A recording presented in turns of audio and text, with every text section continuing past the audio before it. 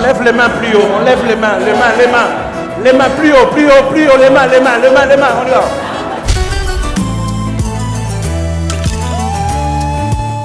Je suis d'abord fils de M. Emmanuel Mbié et Mme Thérèse Butota, qui sont d'ailleurs vivants.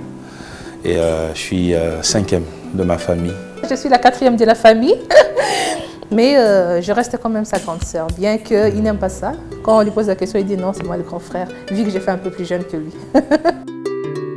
J'ai grandi un peu comme tout le monde, mais il y a eu quand même quelques, je dirais, particularités. Quand il était tout petit, je sais qu'il ne parlait pas beaucoup. C'était un garçon très timide, mais il avait un rêve, tout en étant jeune. Je me rappelle, si je dois vraiment me rappeler, quand il avait, je pense, bien 10 ans, il avait créé son petit studio à la maison. Au départ, déjà, il y avait un piano à la maison que papa avait ramené de l'Allemagne. Il aimait tellement la musique que mon père, au fur et à mesure qu'on grandissait, il lui a trouvé un professeur de l'INA pour lui apprendre à jouer au piano. D'ailleurs, on le faisait à 2. Malheureusement, moi, je n'étais pas trop dedans.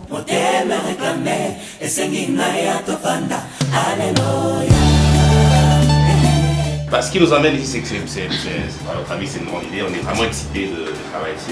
Projet concert pigmenté, c'est comme ça qu'eux appellent ça. On va le faire comme ça se passe partout au monde. C'est grand, c'est magnifique. On va oser. Nous sommes en train de travailler sur ça. Et il y a d'autres personnes qui vont me rejoindre pour un très grand spectacle. Bon, je ne dirais pas concert de l'année ou quoi que ce soit, mais ce qui est vrai, que ça sera différent et bien. En parlant de certaines chansons, quand ça sera en mode live, comme on le sait, on n'aimerait pas reproduire ce qui se passe dans le CD. Okay. Alors, admettons que vous avez 10 chansons. Si c'était 120 BPM, là on l'allonge à 150. Ça veut dire on gonfle le côté choral basse et on a des violons. Okay. Et du coup, c'est une autre version que les gens vont attendre quand le DVD va sortir. Chaque chanson doit être reliée à une histoire. Okay. Donc on va dire, si vous commencez, le concert peut commencer, vous allez dire bonsoir à tout le monde, bonsoir, là vous êtes narrateur. Bonsoir à tout le monde, tout petit, mes parents chantaient une chanson que j'aime et que forcément vous aussi vous aimez. Et là, vous entonnez peut-être un Alléluia. Quand on veut être grand, il faut bien s'entourer. La réussite dépend aussi de l'entourage. Alors, on a des projets, on veut aller très loin, mais il faudrait s'entourer de personnes qui savent faire les choses et qui ont aussi une vision. Nous, en fait, il y a ça, mais quand je dis qu'on veut aller plus loin, c'est la qualité scénographique du concert de Stromae. Il y avait une précision incroyable. Je pense que vous connaissez déjà la meilleure chorale de Kinshasa. J'aimerais quand même avoir des personnes qui créent, parce que lui, il a dit qu'il faudrait qu'il y ait vraiment une version live. Il faudrait des personnes qui ont des idées. Moi, au départ, je ne voulais pas chanter, mais je voulais travailler pour les autres. J'écrivais et les autres chantaient, j'arrangeais, les autres chantaient. Jusqu'à ce qu'un jour, ma sœur m'a dit, non, on doit chanter ensemble. Si toi, tu ne chantes pas, moi, je ne chanterai pas. Je l'avais beaucoup encouragé. Je pense que dans la vie, il n'y a pas plus que ça, en fait. Il n'y a pas plus que ça. Tu sais, des fois, dans la vie, il y a des combats qui arrivent. Tu es la personne la plus solide. Mais si tu n'as pas à tes côtés quelqu'un qui te dit, au moins, qu'il t'aime, qu'il croit en toi et qu'il pense que tu peux aller de l'avant, comment tu vas t'effondrer? C'est comme ça que pour la première fois, j'ai pris un micro et j'ai chanté. Quelques personnes ont apprécié, j'ai dit pourquoi pas.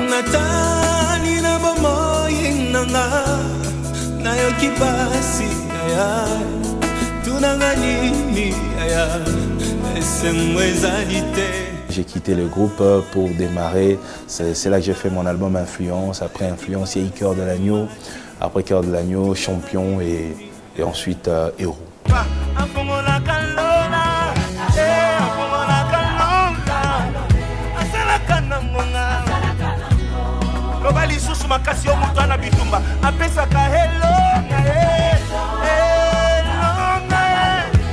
Derrière mes chansons, il y a il y a toujours une histoire. Il faut quand même dire que Moïse, c'est quelqu'un qui a été dédié à l'église. À l'âge de 6 mois, j'avais encore 6 mois, mon père m'a emmené à l'époque, il n'y avait pas d'église, il y avait ce qu'on appelait les groupes de prière. Il m'a pris comme ça, devant tout le monde, dans un groupe de prière. Il m'a remis entre les mains d'un papa qui est mort, qui ne vit plus. Le papa s'appelait Kazadi Mataï. J'avais 6 mois et mon père a dit, ces garçons, je l'offre à l'église. Il servira l'église toute sa vie. Avec aucun membre de ma famille, mon père a fait ça. Il n'y a eu que moi. C'est parti de là. C'est ainsi dans la chanson, j'ai dit Napesi Elaka, Libo Nzayamotuya. Je suis cette offrande-là. Je ne ramène pas une offrande, je suis moi-même l'offrande.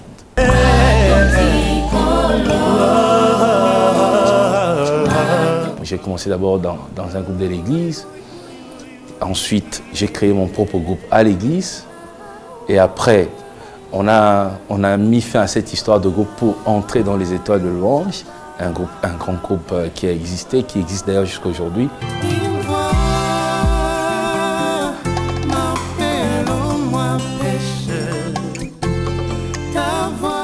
Notre père, déjà, c'est un compositeur. Et c'est un don au bisono surtout aux yango. La plupart des chansons au l'église n'aiment pas na kalaba. Ngana kokende na lola kokutana na masia mobiki si lokola nani lokoleli ya kendeki na kokende na ngana lola. C'est une chanson écrite par mon père.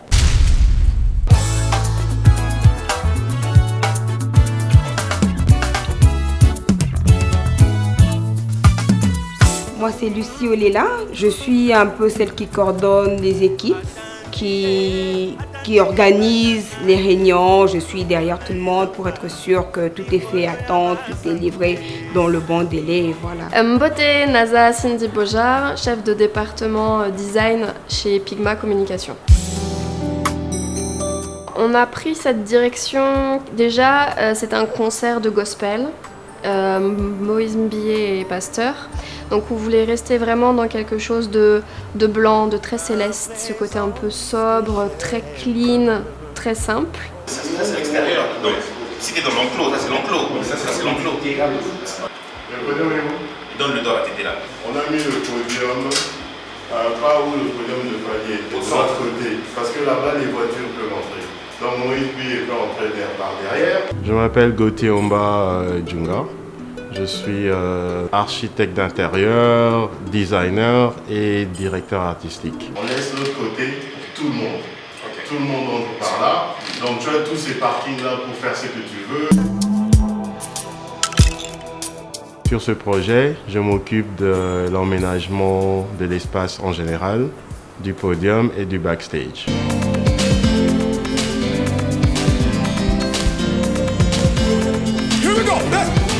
C'est un teaser. C'est un teaser,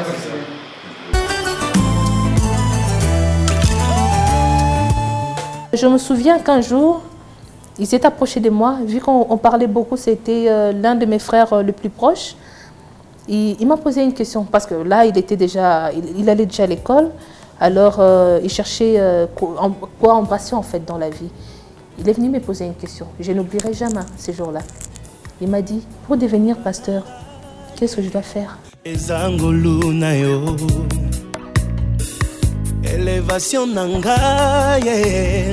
prends la décision de ne pas être celui qui ouvre la porte au diable dans ma maison. Chaque fois que je me lève pour prêcher, pour moi c'est un grand rendez-vous. Je donne le meilleur de moi. Et d'ailleurs, vous savez, ce que moi j'appelle les grands rendez-vous, ce ne sont pas des cultes où il y a 13 000 personnes qui viennent, des cultes spéciaux. Moi, c'est vraiment pas ça. Moi, les cultes que j'appelle, moi, personnellement, les grands rendez-vous, sont des moments de partage avec les serviteurs de Dieu. Parce que vous savez, quand on forme les serviteurs de Dieu, en réalité, on est en train de préparer une génération. Lorsqu'on est pasteur, on ne devient pas pasteur pour vivre derrière les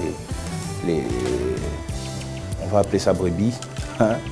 On n'est pas pasteur déjà pour ça. Et après, Dieu nous a donné l'intelligence, la sagesse.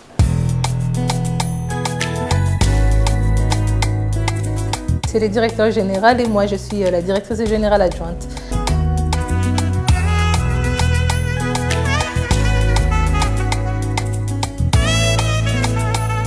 Je pense que chacun a un rôle à jouer. C'est un prédicateur.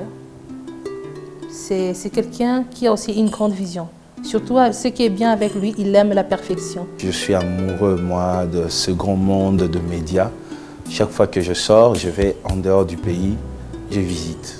J'aime beaucoup la qualité. Alors, je me disais, il faut créer une chose qui permet d'abord à l'évangélisation, que les messages qui passent à l'église puissent passer aussi et qu'un grand nombre puisse en bénéficier. Mais après, il fallait bien faire aussi les choses. Je me disais, avoir une télévision chrétienne ne veut pas dire montrer des images des gens qui tombent tout le temps, qui crient Nabimi, Nakei, Nakei. On ne doit pas montrer de mari de nuit de 6h à 19h. À force de montrer que ça, les gens pensent qu'à l'église, il n'y a que des gens qui ont des problèmes, des démons. Je me disais, non, on doit donner une autre image de chrétiens. Des chrétiens qui peuvent bien faire les choses, qui peuvent animer des émissions où il y a la qualité, l'excellence et toutes ces choses. Oh, c'est du lourd comme on essaie de faire comme Pigma, une chaîne pigmentée. On a investi, ça nous a pris quand même beaucoup de temps. Il fallait construire, il fallait acheter les matériels, toutes ces choses. C'était dans le souci de produire la qualité, mais aussi c'est parce que deux fois on allait à la télé et il y avait vraiment du n'importe quoi, permettez-moi le terme. Je me disais, au lieu de conseiller, que moi je fasse bien pour que les autres suivent. Vous voyez, parce qu'au Congo, c'est ce qu'il faut.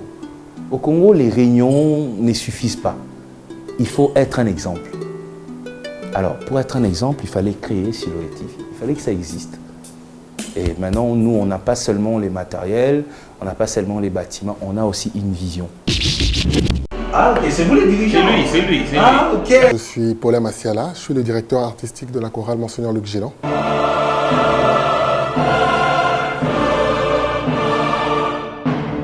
La chorale Luc Gélan, sous sa forme actuelle, existe depuis 1995. C'est à partir de cette date, de cette année, que nous avons commencé à développer notre répertoire classique principalement, et à intégrer aussi le répertoire gospel à l'intérieur.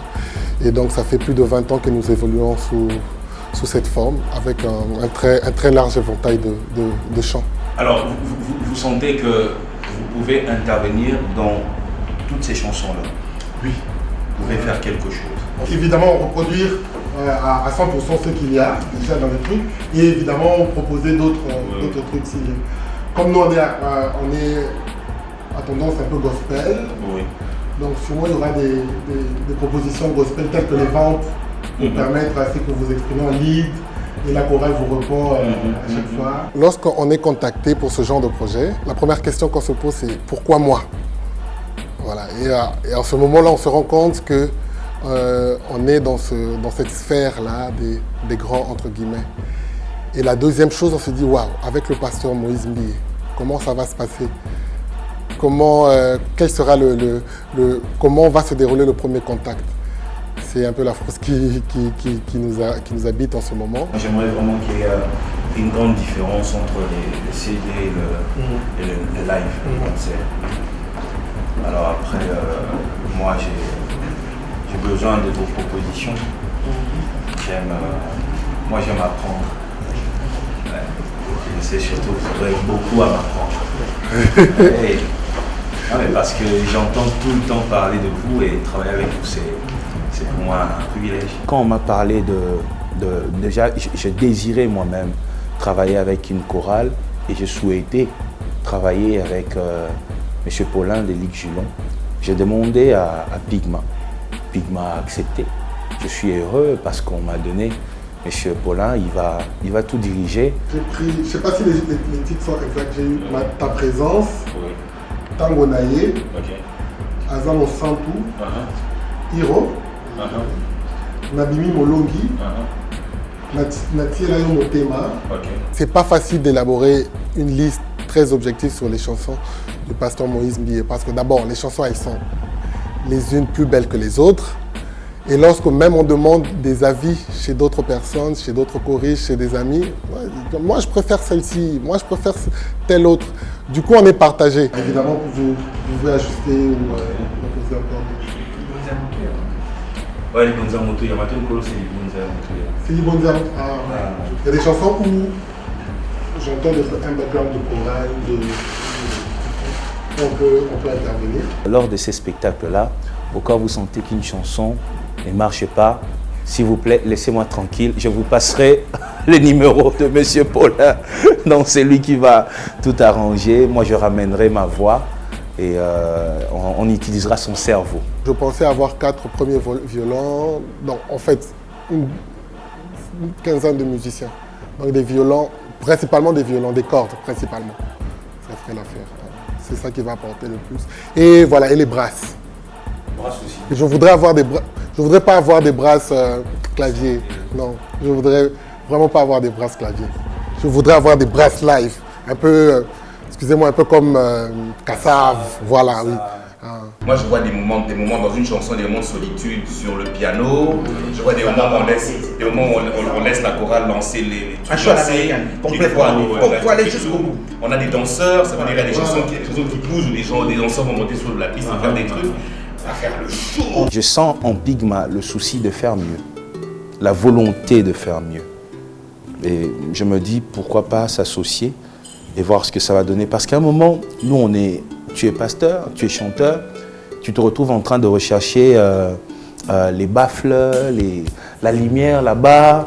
Finalement, tu n'es plus concentré, tu fais tout. Et malheureusement, c'est ce que nous faisons au Congo.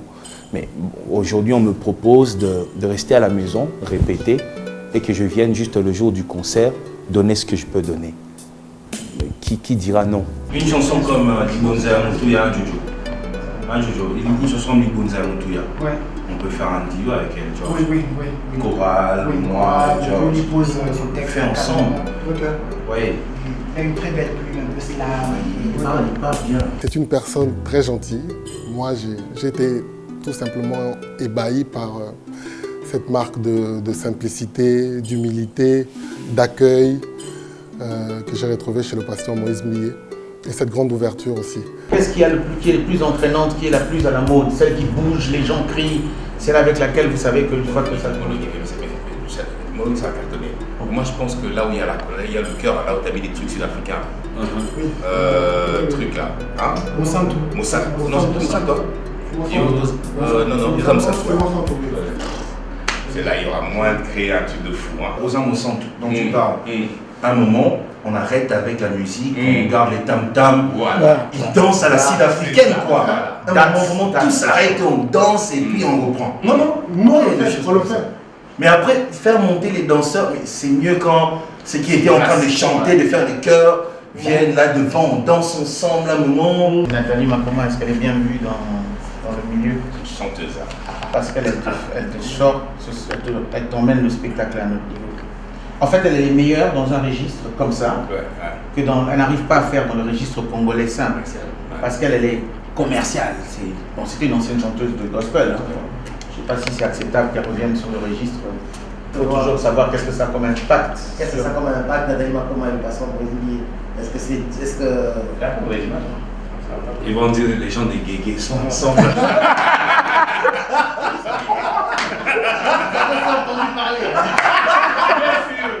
Et par rapport à votre disponibilité? Si déjà on est d'accord sur le répertoire, demain, mercredi, moi je peux commencer à lancer les répétitions chez nous. En vrai, quand on va venir faire les mises en commun, qu'on ait déjà une grande base. Alors, je peux estimer effectivement, je pense qu'en 2 semaines, je peux avoir déjà quelque chose à proposer. On est pressé d'y être. Je pense qu'il est temps que les enfants de Dieu visent aussi l'excellence. Et moi, j'invite tout le monde. Venez très nombreux. On va écrire Jésus ensemble. et ça sera pigmenté.